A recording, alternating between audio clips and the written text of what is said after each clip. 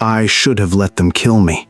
Should have thrown myself into those blessed flames the night they burned the only man I'd ever loved alive while forcing me to watch. Should have screamed until my lungs collapsed, until my heart stopped, until the grief consumed me completely. Instead, I made a choice that would damn us both for eternity. But I'm getting ahead of myself. You want to know how a proper Southern lady ended up trading her soul for revenge, how love can become the most beautiful poison you'll ever taste, how a single auction in 1855 Richmond would set in motion a tragedy that's still unfolding 168 years later. Then let me tell you about the night I bought death itself, and it smiled back at me with eyes like stolen sky. Richmond, Virginia, 1855. The auction house on Broad Street reeked of tobacco, sweat, and something else, something metallic, something wrong. I wasn't supposed to be there.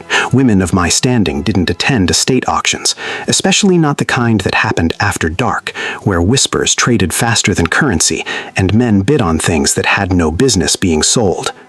But my brother's gambling debts had left me with two choices: marry the pig-faced banker who'd been circling my family's dying fortune, or find another way to survive. So there I was, Genevieve Ashford, dressed in my dead mother's cloak, standing in the back of a room that smelled like sin, watching men bid on furniture, paintings, and secrets.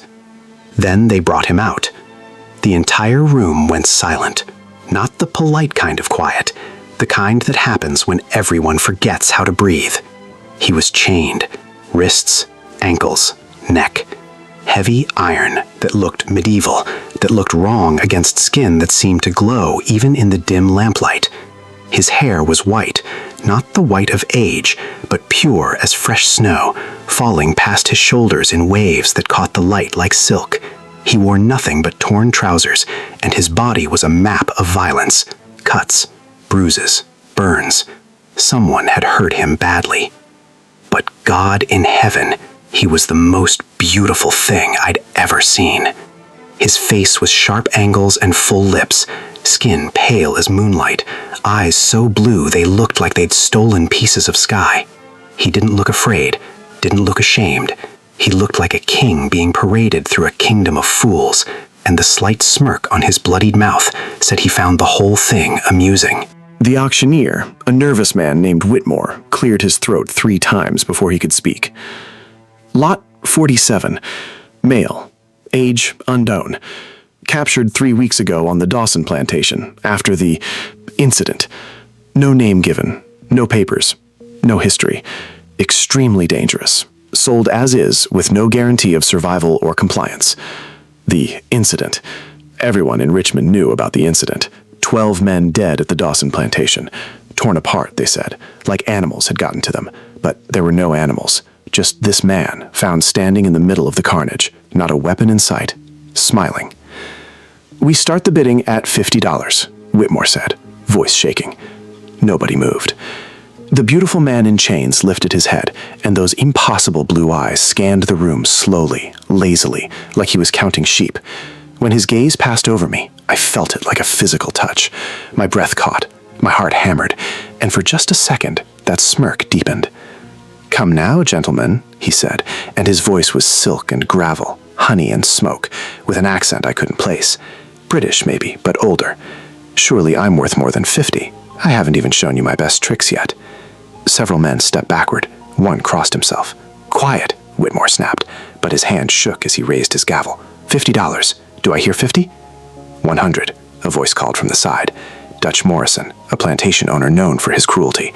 He collected things, rare things, broken things. The chained man's smile vanished. His eyes locked onto Morrison with such intensity that the room's temperature seemed to drop. 100 going once? $500. My voice surprised me. It surprised everyone. 50 heads turned to stare at the woman in the back, the woman who just offered more money than she had, for a man who'd killed 12 people, for a creature who couldn't possibly be human. Morrison's face went red. 600. 1,000, I said, steadier now. I didn't know why I was doing this, didn't understand the pull, but I knew somehow that Dutch Morrison could never own this man, that whatever this beautiful, dangerous thing was, Morrison would break him, and the world would be worse for it. Morrison sputtered. $1,000 was a fortune, more than his pride could afford. 1,000 going once, twice. The gavel cracked like a gunshot. Sold to the lady in the back. The room erupted in whispers, but I didn't hear them.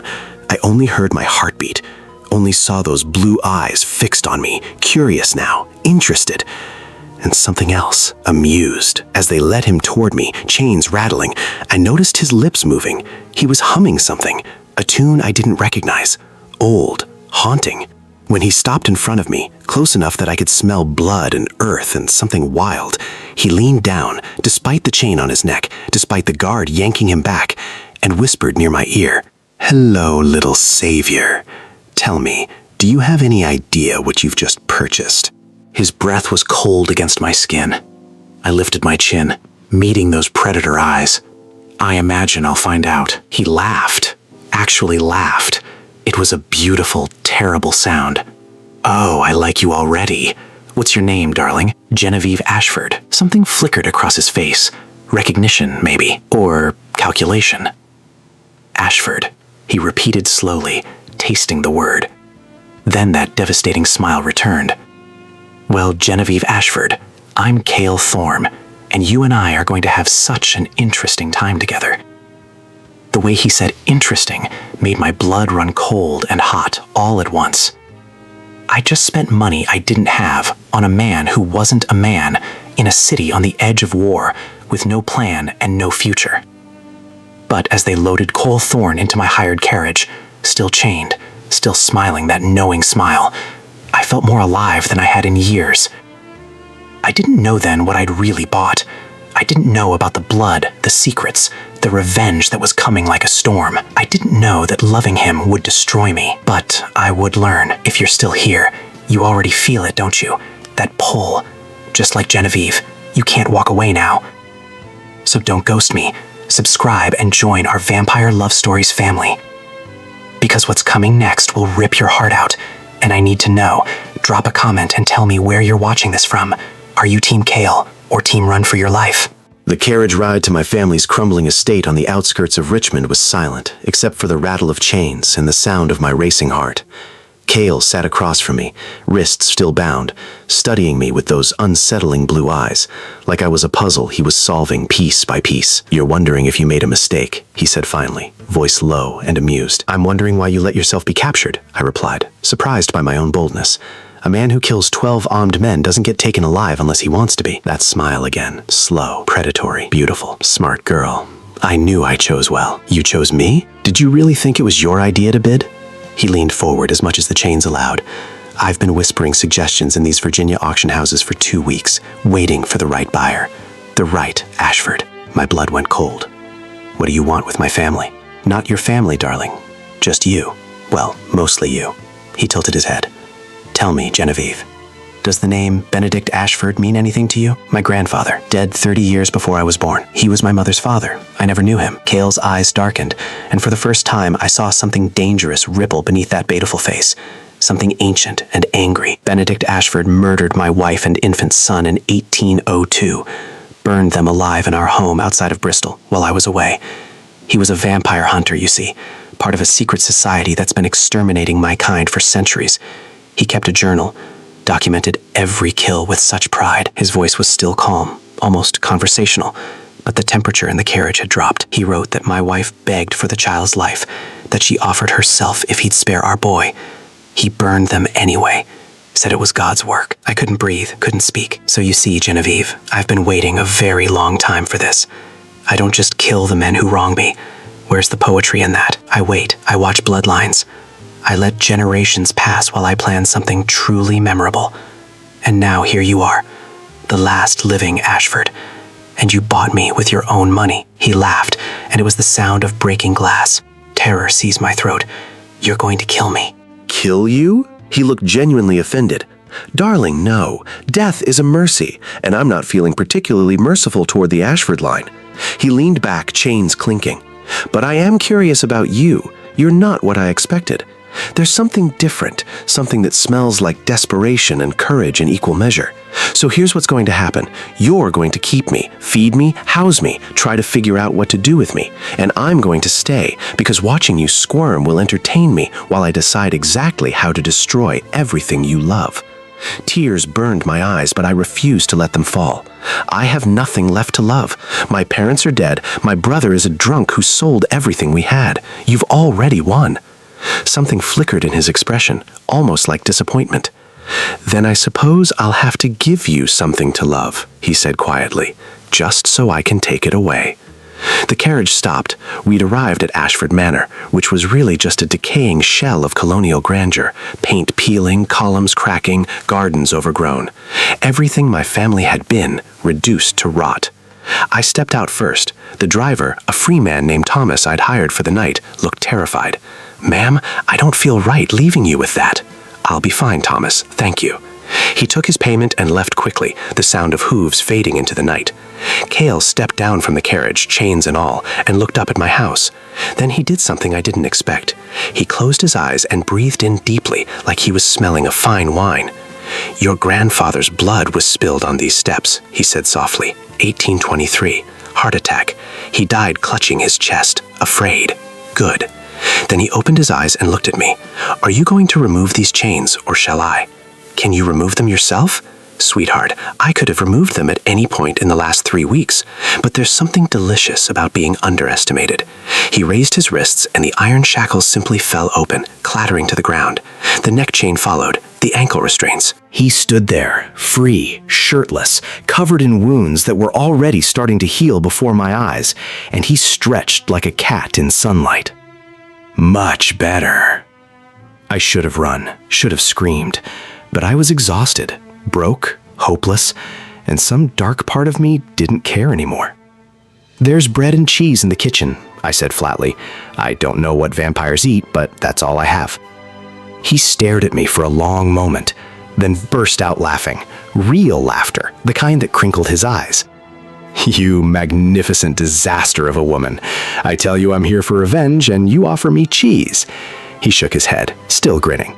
"Vampires drink blood, darling, but I appreciate the hospitality." "I'm not giving you my blood." "I didn't ask. There are plenty of terrible men in Richmond who'll serve just fine." He walked past me toward the door, then paused. "Though I should warn you, when I feed, I tend to make a mess. I'm told I have anger management issues." He wasn't joking. That night, I learned what Cale Thorne really was. I woke to screaming, men's voices, rough and cruel, cut short by wet, tearing sounds. I rushed to my window and saw them in the moonlight. 5 men, thieves probably, or worse, come to ransack the empty Ashford estate. Cale was in the middle of them. He moved like water, like wind, like nothing human. One man's throat opened before he could raise his knife. Another flew backward into a tree with such force I heard bones snap. The third begged, actually begged, and Cale stopped. "Oh, I'm sorry," he said, voice dripping with false sincerity. "Did you want to live? How rude of me. Here I am acting like some kind of monster, when really I should be more understanding." He grabbed the man by the face, almost tenderly. "Tell me, friend, if you'd gotten inside this house tonight, what would you have done to the woman sleeping upstairs?" The man whimpered. "That's what I thought." Cale's smile vanished. My wife begged too. It didn't help. The scream that followed made my soul hurt. When it was over, when all 5 men lay dead or dying in my yard, Cale looked up at my window. Our eyes met. His mouth was red with blood, his white hair streaked with it, and he looked like a painting of beautiful damnation. He didn't look sorry. He looked free. And God help me, I didn't feel afraid anymore. I felt safe. Over the next 3 weeks, something impossible happened. Cale stayed. He hunted at night, always choosing men who deserved it. Slavers, abusers, the cruel and the corrupt. Richmond's underworld started whispering about a white-haired demon who left bodies drained and destroyed. They called him the Pale Devil. But during the day, he was different. He fixed the broken step on my porch, read books from my father's library, told me stories about centuries I'd only read about, making history come alive with details no book ever captured. He described the court of King Henry VIII like he'd been there. because he had. Anne Boleyn had the foulest mouth I've ever heard, he said one afternoon, sprawled in my father's old chair. Absolutely magnificent woman. Shame about the head situation. I laughed despite myself. You're terrible. I'm honest. There's a difference. He looked at me over the book he was reading. You have a beautiful laugh, Genevieve. You should do it more. And there it was. Those moments that felt like sunlight breaking through storm clouds. He started calling me Vive, just Vive. Said my full name was too formal for someone he'd seen in her nightgown, which had happened exactly once when I'd rushed downstairs after hearing him return from a hunt. You're bleeding, I'd said, seeing the gash across his chest. I'm fine. The bastard had a blessed blade. Stings like hell, but I'll heal. I'd helped him anyway, cleaning the wound with whiskey while he sat shirtless in my kitchen, watching me with an expression I couldn't read. Why are you helping me? He'd ask quietly. Because you're hurt. I'm here to destroy you. I know. I met his eyes. But you haven't yet. His hand had come up, fingers brushing my cheeks so gently it made my breath catch. No, he'd whispered. I haven't. That was the night everything changed. He kissed me, soft at first, questioning, like he was asking permission from someone he'd claimed to hate. I kissed him back, and it was like falling and flying at the same time. His hands were cold but gentle, cupping my face like I was something precious, something that might break. When we pulled apart, he looked shaken. This wasn't the plan, he said. What was the plan? Make you love me, then disappear, leave you with the same emptiness I've carried for 53 years. And now, he touched his forehead to mine. Now I'm the fool, because I'm the one falling. We made love that night on the floor of my father's study, surrounded by books and moonlight, and it was nothing like I'd imagined. It was desperate and tender and fierce. He was careful with his strength, worshipful with his touch, whispering my name like a prayer against my skin. Afterward, lying tangled together, he told me everything. His human life in England, his turning in 1697 by a vampire named Isolde who'd loved him and left him, his wife, Margaret, who'd known what he was and loved him anyway, his son, Henry, who'd been only 2 years old. He had my eyes, Cale whispered into the darkness. Margaret used to joke that he'd gotten all my looks and none of my common sense. I held him while he grieved, this ancient, terrible, beautiful man. And I understood then that revenge wasn't what he wanted. He just wanted his family back. Stay with me, I said. Not for revenge, just stay. He looked at me with eyes full of centuries of pain. Vieve, if I stay, I'll ruin you. Your reputation, your future. I don't have a future without you in it. Not anymore. So he stayed. And for 6 perfect months, I had everything. Cale was different when he loved, playful, protective. He scared off the banker who'd been harassing me about marriage by showing up at the man's office and casually mentioning how much he enjoyed the taste of corrupt blood. He helped me plant a garden, joking that he'd never done manual labor in 3 centuries, but for me, he'd make an exception. He held me every night, like I might disappear. I don't deserve this, he'd say sometimes. Don't deserve you. Good thing I don't care about deserve. We talked about leaving Richmond, starting over somewhere new. Maybe New Orleans, where mixed societies existed and questions weren't asked. Cale even joked about opening a bar. Can you imagine? Thorne's Tavern, established 1697. Our drinks are to die for. He grinned. We'd make a fortune. I imagined it. Us. A future. Maybe even a family. Though he swore vampires couldn't have children with humans. Though miracles happen, he'd said, kissing my stomach. And you, darling, are already a miracle. I should have known it was too perfect. I should have known the past never stays buried. It was December, when my brother came home. December 1855. The first snow had begun to fall when my brother Edmund staggered up the front steps, drunk as usual, but something else too. Desperate. Afraid. I hadn't seen him in 8 months. The last time, he'd stolen my mother's silver candlesticks to pay gambling debts. Before that, it was her wedding ring. Edmund had a gift for finding new ways to disappoint. Cale was in the garden, chopping wood for the fireplace. Even simple tasks looked graceful when he did them, shirt off despite the cold, white hair catching snowflakes like stars. He'd been smiling more lately, laughing. Sometimes I'd catch him just watching me with this expression of wonder, like he couldn't believe his luck. Neither could I. Vive! Edmund's voice cracked with panic. Vive! Vive, where are you? I opened the door before he could knock. He looked terrible, thin, hollow-eyed. His clothes were filthy, his hands shaking. Edmund, what's wrong? He pushed past me into the house, looking over his shoulder like something was chasing him. I need money, a lot of money, right now. I don't have... Don't lie to me. He grabbed my shoulders and I smelled whiskey and fear sweat on him. I know about your man, the white-haired one. I know what he is. My blood turned to ice. I don't know what you mean. I've seen him, Vive, hunting, killing. I followed him one night, watched him tear apart 3 men outside Morrison's warehouse like they were made of paper. Edmund's eyes were wild. He's a vampire, a monster, and you're living with him. Edmund, I owe money to the Crane brothers, $20,000. They gave me until tonight to pay, or they'll kill me. But then I realized I have something better than money. I have information. Do you know what vampire hunters will pay for a location on one of them, especially one as dangerous as yours? The world stopped. You didn't. I had to. They would have killed me. Edmund! My scream brought Cale running. He appeared in the doorway, shirt off, holding an axe, snowflakes melting in his white hair.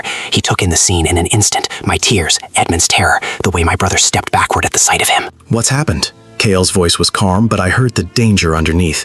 Nothing, I said quickly. Edmund's just leaving. But Edmund was staring at Cale like he was looking at the devil himself. You're not human. Cale's eyes shifted, the blue deepened and something predatory stirred behind them. No, I'm not. He set the axe aside and stepped into the room. I'm something much worse, and you, I think, have just made a very stupid mistake. They're coming, Edmund whispered. The hunters. I told them everything, where you sleep, when you hunt, how many people you've killed. They're coming tonight. The silence that followed was deafening. Then Cale laughed. It wasn't the warm laugh I'd fallen in love with. This was the sound from the auction house. Cold, ancient, terrible. Oh, Edmund, he said, voice dripping with amusement. You poor, pathetic little worm. Do you have any idea what you've done? He moved faster than human eyes could follow. One moment he was by the door. The next he had Edmund by the throat, lifted off his feet, those beautiful hands wrapped around my brother's windpipe. Cale, don't! I stepped forward, but he held up his other hand without looking away from Edmund. Stay back, darling. This doesn't concern you. His voice was conversational, like he was discussing the weather. Now then, Edmund, tell me exactly how many hunters you brought to my door, and I might let you keep that worthless head attached to your shoulders. 12, Edmund gasped. Maybe 15. They have blessed weapons, silver, holy water. They know what you are. 15 men? Cale tilted his head, considering. That's adorable. Do you know how many vampire hunters I've killed in my 3 centuries? Would you like me to show you what I did to the last group that tried this? Cale. I put my hand on his arm. His skin was ice cold, and I could feel the tension coiled beneath it like a spring ready to snap. Let him go. We need to leave, now. Leave? He looked at me, and his eyes were completely vampire now, no humanity left in them at all. Sweetheart, I don't run from insects, especially insects that threaten what's mine. I'm not worth a war. You're worth everything. His grip tightened on Edmund's throat, and this piece of garbage just signed his own death warrant. Please, I whispered, don't do this, not in front of me. Something in my voice reached him. The predator flickered, and my Cale was back, looking torn between love and rage. Very well. He dropped Edmund, who collapsed gasping. But he leaves, now, and if I ever see him again, I'll show him exactly how creative I can be with blessed silver. Edmund scrambled for the door, but he paused at the threshold. Vive, come with me, before it's too late. It was too late the moment you sold us out, I said quietly. Go, Edmund, and pray we survive the night, because if Cale dies because of what you've done, I'll hunt you down myself. He fled into the snow. Cale was already moving, gathering weapons I didn't know he had. Swords, knives, things that looked medieval and deadly. How long do we have? I asked. They'll wait for full dark, want every advantage. He strapped a blade to his hip, another to his thigh. 2 hours, maybe 3. What do we do? He stopped, turned to me, and for a moment his mask slipped. I saw fear there, not for himself, but for me. We fight. I fight, you run. No. Vive. No, I stepped closer. 6 months ago, you told me you'd destroy everything I loved. Well, congratulations, you are everything I love. If you die, you get your revenge after all, because I'll have nothing left. He cupped my face in his hands, thumbs brushing away tears I didn't realize I was shedding. I won't let them hurt you. And I won't let you face this alone. We held each other as the snow fell harder, as darkness crept closer, as the sound of horses' hooves echoed in the distance. They came at midnight, 15 men in black, carrying torches and blessed steel, surrounding my house like a military operation, professional hunters, the kind who'd killed vampires for generations. I watched from the upstairs window as Cale walked out to meet them. No fear, no hesitation. He looked like a king greeting unwelcome visitors. "Gentlemen," he called cheerfully, "I understand you're looking for me. How flattering." The leader, a tall man with silver hair and dead eyes, stepped forward. "Vampire, by the authority of the Church and the Commonwealth of Virginia, you are sentenced to death for the murders of—" "Oh, spare me the speech," Cale interrupted, yawning theatrically. "I know what I've done. The question is, do you know what you have walked into? Surrender now, and we'll make it quick." Cale's laugh echoed through the night. "Quick? My dear fellow, I haven't had this much entertainment in decades. Tell me, how many of you have children, wives, people who love you and expect you to come home?" Several men shifted uncomfortably.